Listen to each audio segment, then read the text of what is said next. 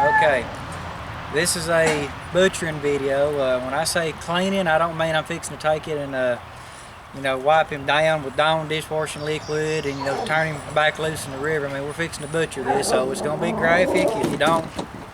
If you don't want to see an animal get butchered, do not watch this. This is your time to leave. If you want to see it, continue watching.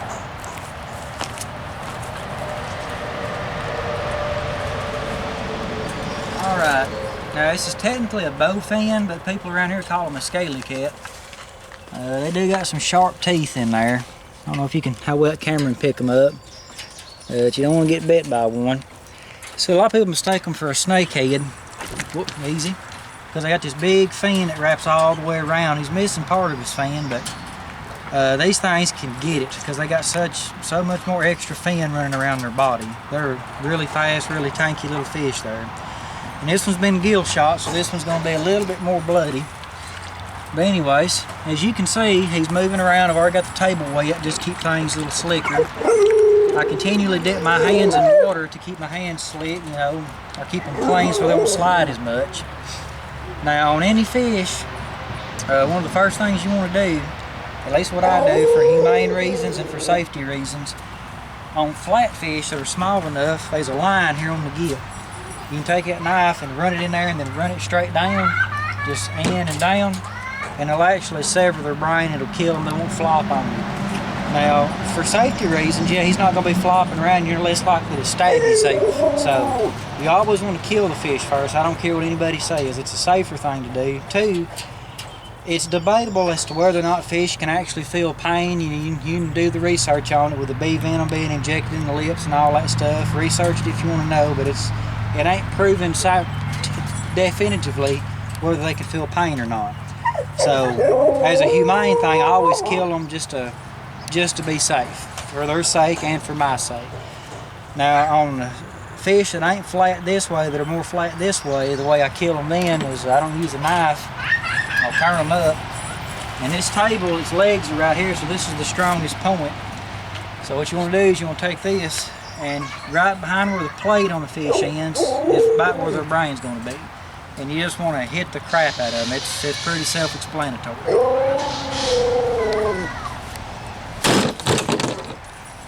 Now then, see how the little fins are just quivering like that? He's done for. He ain't going to kick another time. So he's dead. He ain't going to feel it for sure, and he ain't going to be making me stab myself for sure. If I stab myself, it's on me now, not his fault. Alrighty.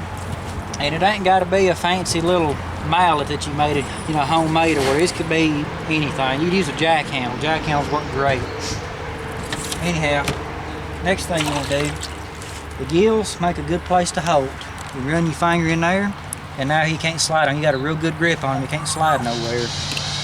Take a knife, and you want to move these scales out, because if not, your knife just bounces off them scales. See that? So you rake a few scales out of the way where it's just skin. Now your knife will plunge right in there. When it does, you'll see where the middle of the line is here, middle of his back. You want to hug just this side of it, inside that slot, and you want to feel them ribs. Take your time, you ain't in no big hurry. Just make sure you can feel ribs, don't stab into the guts. And stay straight with this backbone. Don't cut over here, you're going to lose meat. Cut straight. And you're feeling for ribs.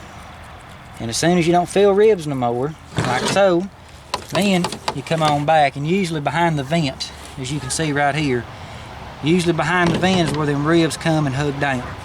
So once you hug it there, now you got another spot to grab a hold to, and you're just feeling, make sure you feel backbone. If you're not feeling backbone, you're not doing it right. Come almost to the end, just like so. That's where we're at right now. Now then you turn your knife backwards and come back until you feel rib again. I felt rib right there. Now you come up and just keep hugging that rib. Now then grab a gill, come outside like so.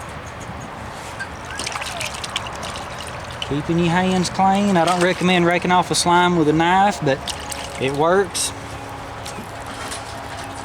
Now then just come back and follow her off that rib.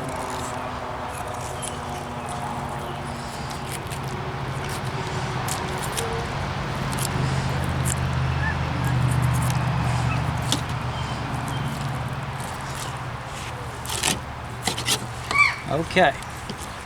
Now at this point, you flip him over. I got a little bit of belly meat there I'm going to take off.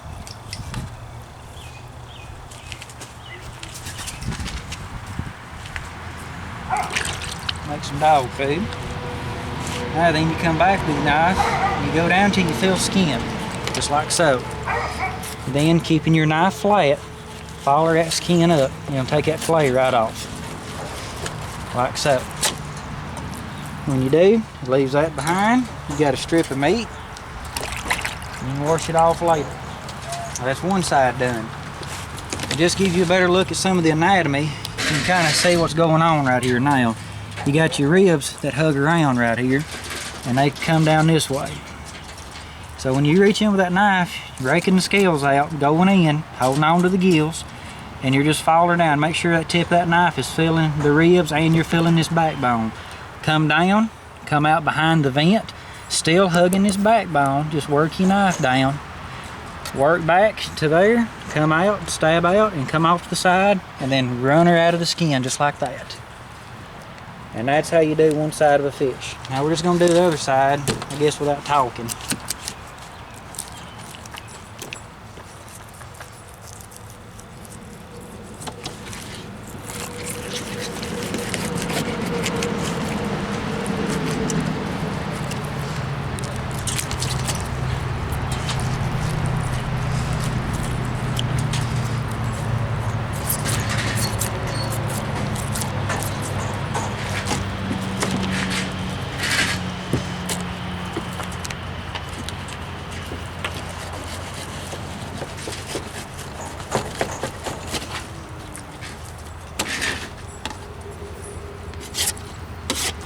As you can see, if you shut up, it goes by a lot faster.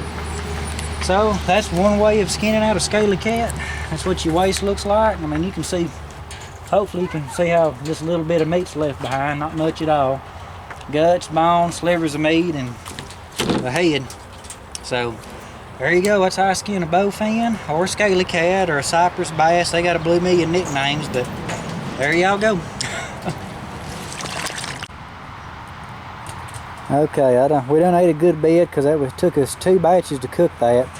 And like I said, we done ate a good bit, but you see how much of a plateful that made off that one fish. Scaly cat's got a really good meat yield, or bowfin, whatever you call them. But either way, that's what it looks like when you get through cooking it.